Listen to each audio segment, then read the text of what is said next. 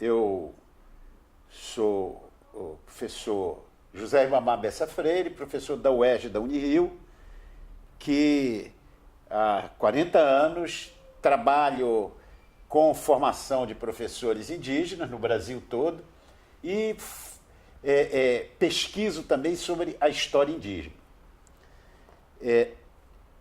Publicamos já vários livros, entre os quais Aldeamentos Indígenas do Rio de Janeiro, o Rio Babel, a história das línguas indígenas na Amazônia, a Amazônia no período colonial, as línguas gerais, políticas de línguas no Novo Mundo, que ajudei a organizar.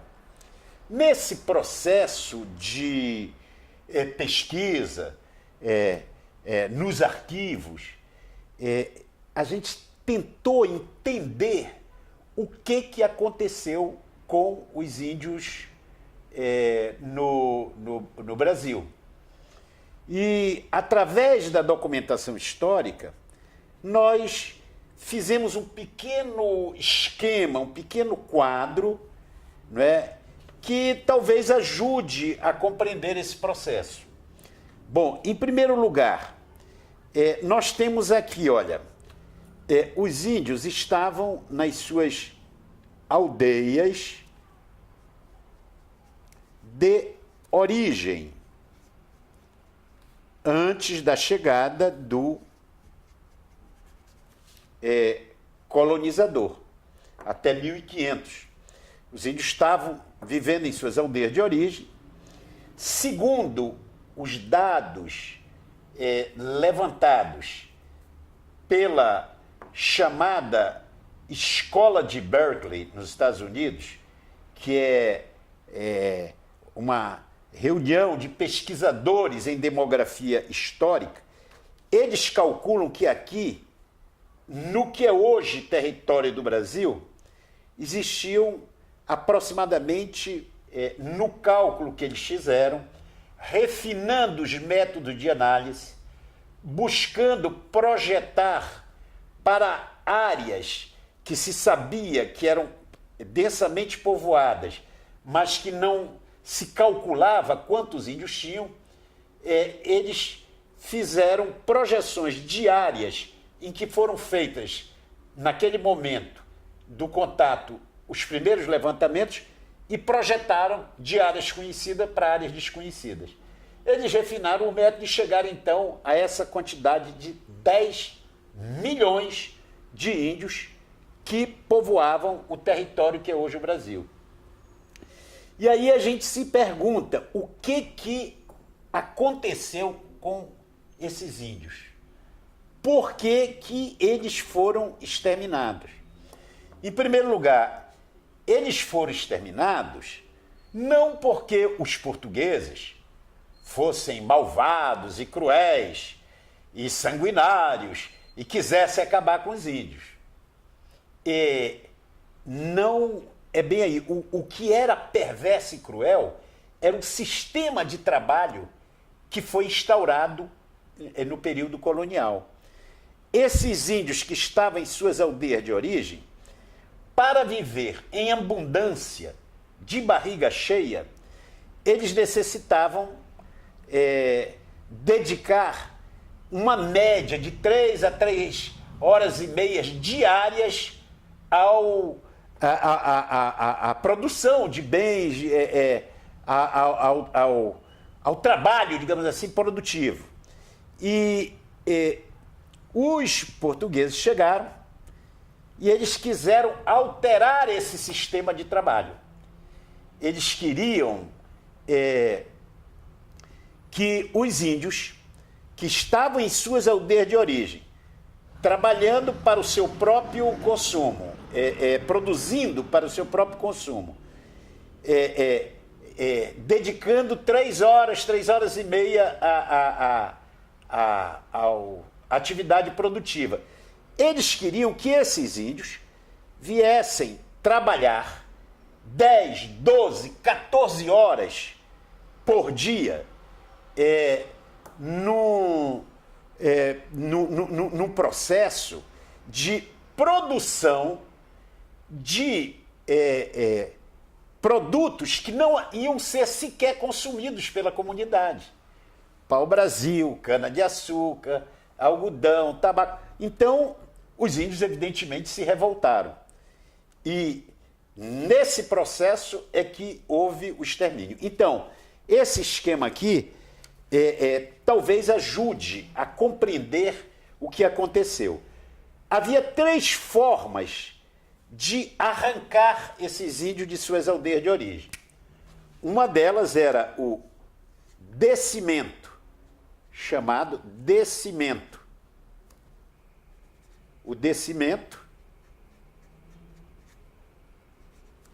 o resgate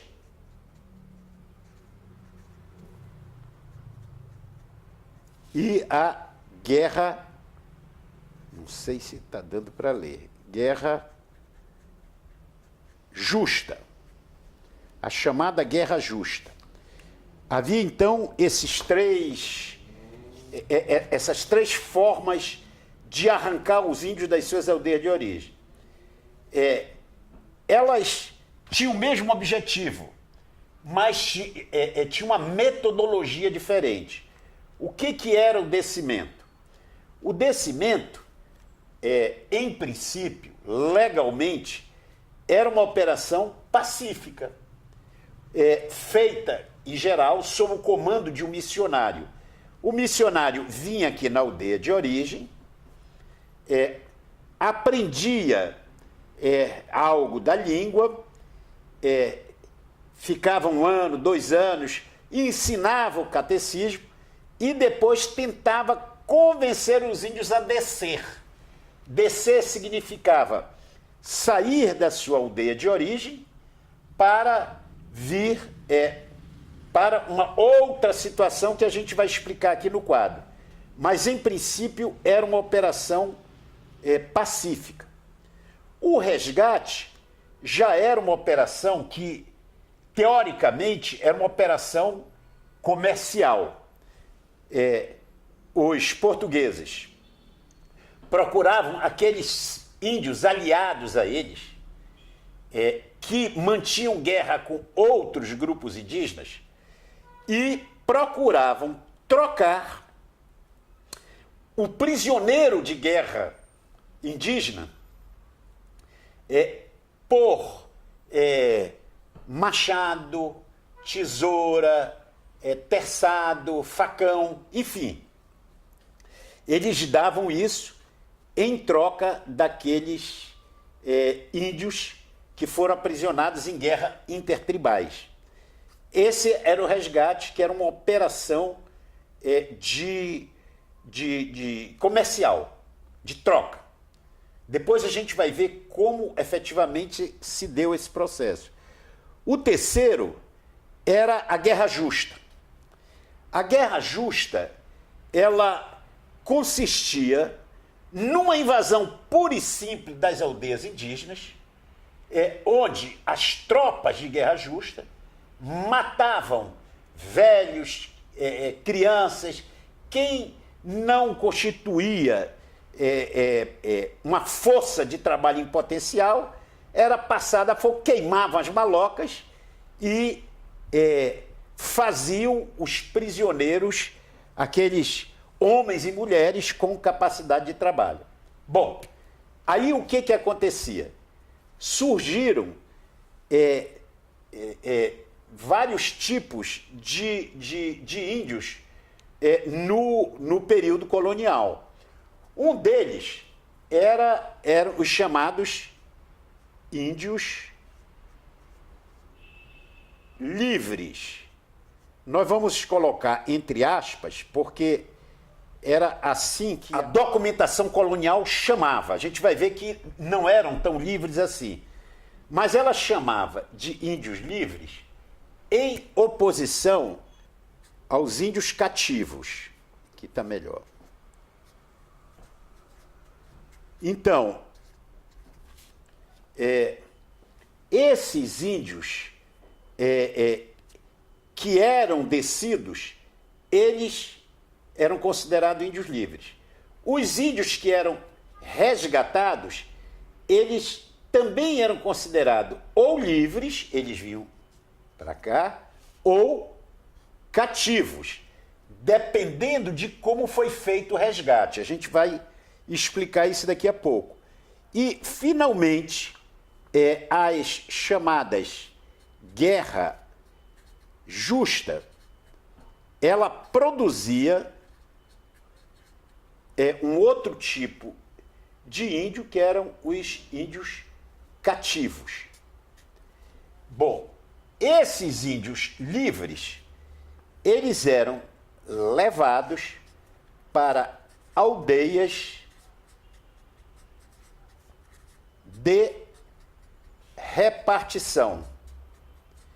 Ficava aqui em aldeias de repartição, que eram aquelas aldeias criadas pelo missionário, criadas pelo sistema colonial, que amontoava índios de diferentes línguas, de diferentes culturas, amontoava nesses aldeamentos, nessas aldeias de repartição.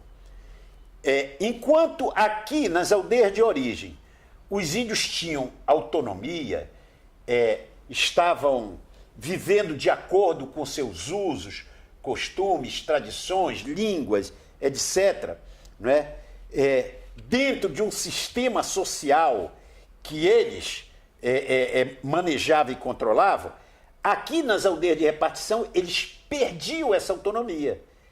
Essas aldeias de repartição, durante um período colonial, ela era administrada por um colono chamado capitão de aldeia e depois pelos missionários, fundamentalmente os jesuítas. Então, eram aquelas aldeias missionárias, as aldeias de repartição.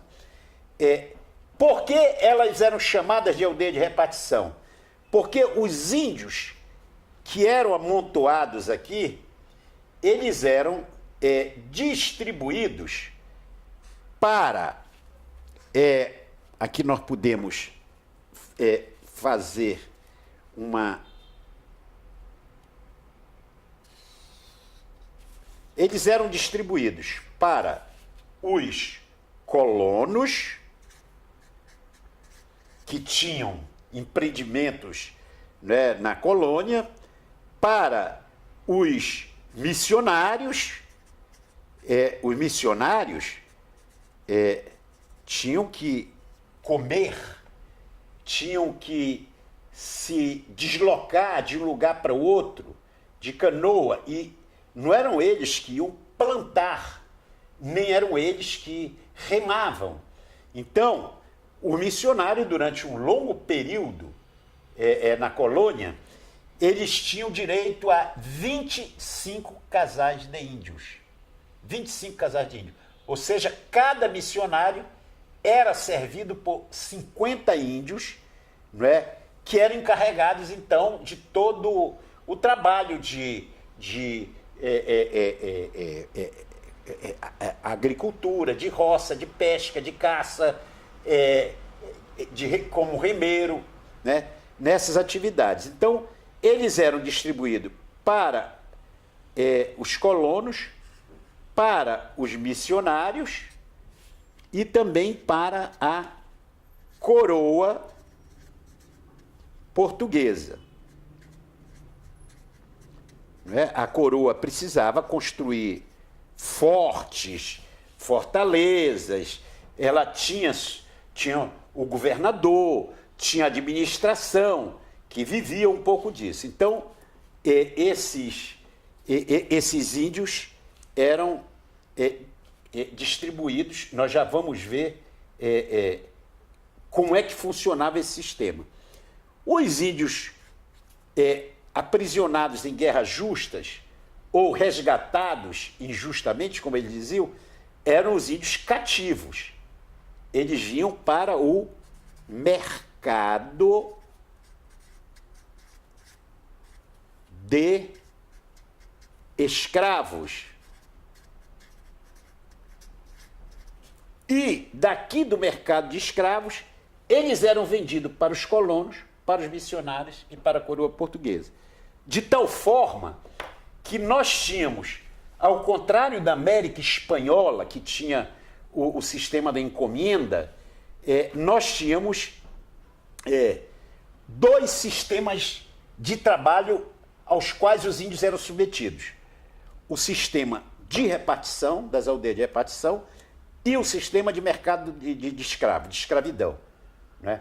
A escravidão funcionou no Brasil com todos os seus atributos clássicos, ou seja, o dono de escravo podia comprar, vender, do escravo indígena, podia comprar um índio, podia vender, podia decidir sobre o destino dele, podia castigá-lo, né? Podia deixá-lo como herança.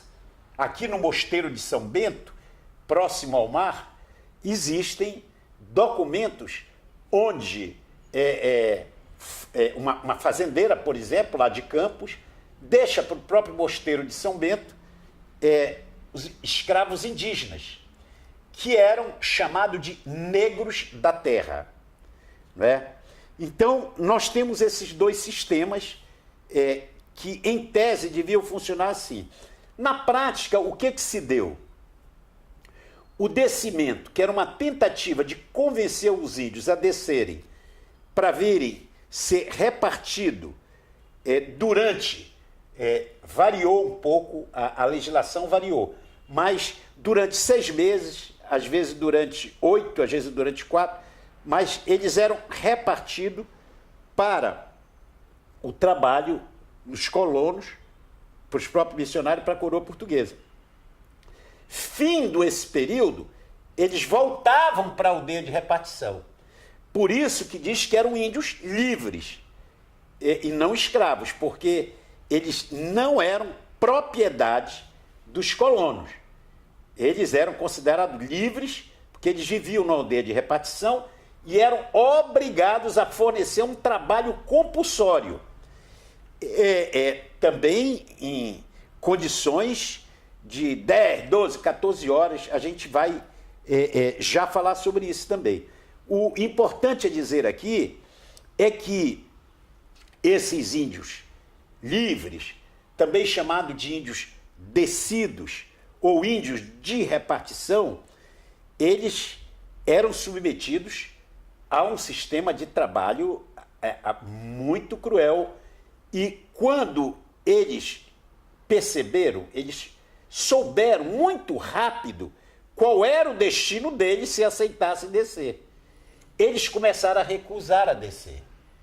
Porque, como era uma operação de convencimento, por exemplo, tem uma documentação da Amazônia que o missionário vai lá para a aldeia de origem, passa um período lá com os índios, e aí, 2 anos depois, tenta convencê-los a descer, a sair das suas aldeias lá no Rio Negro, para vir para uma aldeia de repartição controlada pelos missionários, próximo a Belém, onde estava organizada a produção colonial.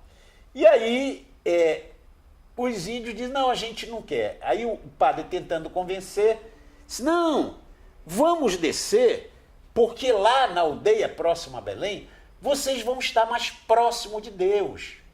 A gente vai poder dar uma assistência a vocês e vocês vão estar perto de Deus. E aí esse índio, Tarumã, o cacique, olhou para o padre. A primeira pergunta do catecismo que era ensinada era, quem é Deus? A resposta era, Deus é o Espírito perfeitíssimo, Criador do céu e da terra. Segunda pergunta, onde está Deus? Deus está no céu, na terra e em toda parte. Então, o índio disse para o padre, mas o senhor não disse que Deus está no céu, na terra e em toda parte? Ele está lá próximo de Belém, mas está aqui com a gente. Tá. Ele disse, então a gente quer ficar com Deus, mas a gente quer ficar aqui, a gente não quer descer não. E aí eles começaram a recusar. E aí, na verdade, essas 3 operações aqui, elas eram combinadas, porque quando o índio se recusava a descer, entrava em ação as tropas de guerra justa, que invadiam uma loca, tocavam fogo, aprisionavam, matavam. Então os índios saíam correndo em busca do missionário para descer, porque era uma violência, o descimento era, mas era menos predatório do que a guerra justa. O resgate, que era uma operação de troca, os índios no início estranharam, porque você querer trocar um prisioneiro de guerra por bens era o mesmo que você chegar hoje na cidade do Rio de Janeiro com uma pessoa pobre, dizer, você quer dinheiro, quer comer, quero, e disse, então me vende tua mãe. O cara vai dizer, não, minha mãe não é um objeto de compra e venda. Então, para os índios também, um prisioneiro de guerra intertribal não era um objeto de compra e venda. Eles estranharam muito no início, recusaram, mas depois eles passaram a trocar, porque eles tinham interesse nos machados de ferro, nos facões, etc. E eles passaram, então, a fazer essa troca. Mas a legislação, em algum momento, disse que só podia ser resgatado aqueles índios que fossem os chamados índios de corda, ou seja, aqueles índios que estivessem presos para ser comidos em banquetes antropofágicos. E aí, para justificar, então, a documentação, começa dos portugueses dizer que todos os grupos cometiam antropofagia, para se beneficiar, então, dessa lei. De tal forma que essas informações, do ponto de vista etnográfico, elas não são confiáveis, né? Porque quando eles falavam que todos os grupos eram antropófagos, era por um interesse de poder realizar essa troca e trazer para cá, como índio cativo. Porque se o cara ia morrer, ia ser jantado pelos seus aprisionadores, e vinha alguém que os salvava, ele devia a vida a quem o tinha salvo. E, portanto, a legislação portuguesa justificava, no início, que eles deveriam ser escravos durante um período de 10 anos, depois, por toda a vida. Aqueles índios que fossem provados que foram resgatados de uma forma irregular, ilegal, eles vinham para cá. Eram índios livres, vinham para a aldeia de repartição. Mas a grande maioria vinha para cá e vinha daqui para o mercado de escravos. Bom, esse processo aqui que a gente está vendo era um processo tão predatório que a guerra justa, por exemplo, a coroa portuguesa, em algum momento, legislou para regulamentar a guerra justa. E numa dessas regulamentações, ela decretou que 1/5 dos índios cativos apreendidos em guerra justa eram destinados diretamente à coroa, não passavam pelo mercado de escravos. Era o imposto que os organizadores das tropas de guerra justa pagavam à coroa. Se você aprisionava 100 índios como força de trabalho, 80 vinham para cá, para o mercado de escravos, para serem vendidos. Mas 1/5 vinha diretamente para a coroa. E eu lembro que 1/5 era o imposto sobre o ouro. E aí vem aquela imagem do padre Antônio Vieira, que foi um jesuíta que viveu na Amazônia em meados do século XVII. O padre Antônio Vieira diz o seguinte, que a coroa portuguesa, em algum momento, disse que proibiu as tropas de guerra justa porque elas estavam sendo muito predatórias. e disseram que só podia realizar a guerra justa se os portugueses encontrassem no caminho índios que impediam a propagação do evangelho, não é? Ou índios que resistiam e que atacavam os portugueses. O que eles fizeram? Eles organizavam as tropas de guerra justa, diziam que iam buscar ouro, iam em busca de ouro. Na verdade, eles iam direto para as malocas, e aí quando eles voltavam, disseram, olha, nós fomos buscar ouro, mas fomos atacados e aí aprisionamos esses índios, que foram justamente, então, aprisionados. O padre Antônio Vieira diz, o ouro que esses bandidos iam buscar era o ouro vermelho que circulava nas veias dos índios, porque eles iam em busca da força de trabalho indígena. Pensando bem, era impossível os portugueses sobreviverem na Amazônia, no estado do Brasil, não é? Sobretudo nos primeiros momentos, sem o trabalho dos índios. Eles dependiam dos índios para tudo. E sem os conhecimentos que os índios tinham sobre o ecossistema, não é? Sobre a Mata Atlântica, sobre a floresta amazônica, não é? Conhecimento que permitiu aos portugueses, então, se organizarem para sobreviver. Para concluir, era importante dizer que, aparentemente, esses índios livres das aldeias de repartição, que trabalhavam só 4 ou 6 meses aqui para o colono, para o missionário, para a coroa, que depois voltava para a aldeia de repartição, na verdade, a situação dele acabava sendo, em alguns momentos, pior do que os índios escravos. Por quê? Porque o índio escravo, o colono, fundamentalmente, tinha feito um investimento, tinha organizado tropas de guerra justa que demandava. Você tinha que fazer o investimento em armas, em canoas, em alimentos, em remeiros, né, para ir até a área, passar, voltar. Então, ele fazia o investimento. Depois ele chegava aqui, ele vendia. O colono comprava. O colono vendia e o outro comprava. Então, o escravo indígena custava dinheiro. Então, se um colono, vamos supor, um colono que está aqui, tem uma plantação de açúcar, ele tem 100 índios escravos, e precisa, para o corte de cana, de mais 100 índios. Ele vai à aldeia de repartição, pede esses 100 índios que vêm para cá trabalhar para ele por 4 ou 6 meses.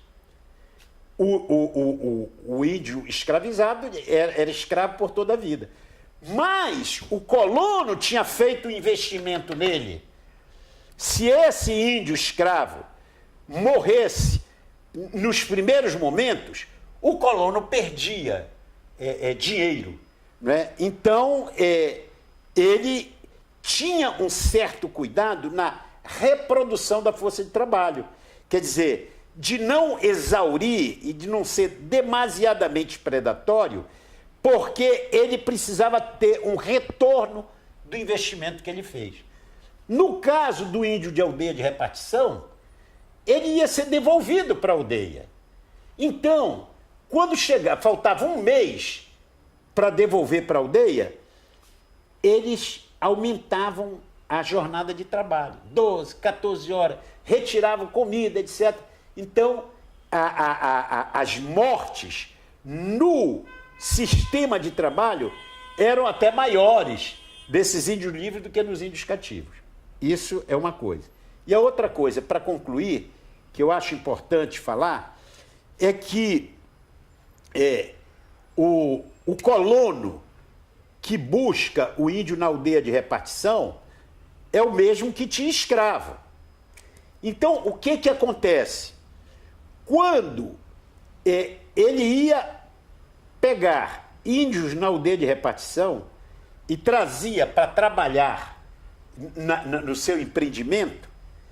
Ele pegava uma índia escrava e casava com esse índio de repartição. Quando o missionário responsável pela aldeia de repartição vinha buscar o índio, terminado o prazo, o colono dizia: o homem não pode separar aquilo que Deus uniu, eles estão casados. Então, o casamento, que é um sacramento da Igreja Católica, estava sendo utilizado para escravizar os índios. O casamento era literalmente o processo de escravidão dos índios. Os jesuítas reclamaram muito frente à coroa portuguesa, e o Regimento das Missões, de 1686, determinou que esses casamentos feitos à força, sem a vontade dos dois, para atender os interesses de colonos, que ele era considerado nulo. Aí tem um parágrafo no artigo da lei que determina a nulidade, que diz o seguinte: e se for comprovado que eles casaram por amor, por livre e espontânea vontade? Aí o parágrafo desse artigo diz: mesmo assim, o marido é obrigado a voltar para a aldeia de repartição, cabendo ao bispo dizer em que dias ele podia ver a sua esposa, né? Então, foi uma forma também de aviltar o sacramento do matrimônio, da mesma forma, olha só, que o sacramento do batismo. O batismo é apresentado pela igreja como a salvação, como a libertação, e só eram efetivamente livres os índios que estavam aqui nas aldeias de origem, os índios que não foram batizados, porque quando eles eram descidos, eles eram batizados, está liquidado, eles entravam no sistema de... esse é o esquema que permitiu o extermínio dos índios. A gente tem cálculos do João Lúcio, que é um estudioso da Amazônia, historiador da Amazônia, em base à documentação, que ele calcula de que em cada 100 índios cativos, deixavam pelo menos 50 índios mortos aqui, né? Então, para cada 100 índios cativos, 50 estavam mortos. Eles tinham que ser transportados em grande distância ao mercado de escravos. Outros morriam. Então, foi um sistema altamente predador que não se preocupou com a reprodução física da força de trabalho, até porque os colonos que vieram para cá, ao contrário, por exemplo, dos pioneiros nos Estados Unidos, eles não vieram de mala e cuia para viver o resto da vida aqui e mudar para cá. Eles vinham para acumular riquezas e voltar. Então eles não tinham preocupação se daqui a 5, 8 anos, 10 anos vai escassear a mão de obra. Não importa, quer dizer, era o lucro imediato. Esse foi o processo que levou ao extermínio, então, de milhares de... A tal ponto que e eu termino aqui, os demógrafos da escola de Berkeley, que fizeram demografia histórica, eles dizem que o que aconteceu aqui na América foi a maior catástrofe demográfica de toda a história da humanidade. Nunca um continente foi esvaziado tão violentamente como o nosso. Essa é um pouco a história da tragédia dos índios no Brasil, exterminados pelo sistema de trabalho instaurado pelo pela colônia. É isso.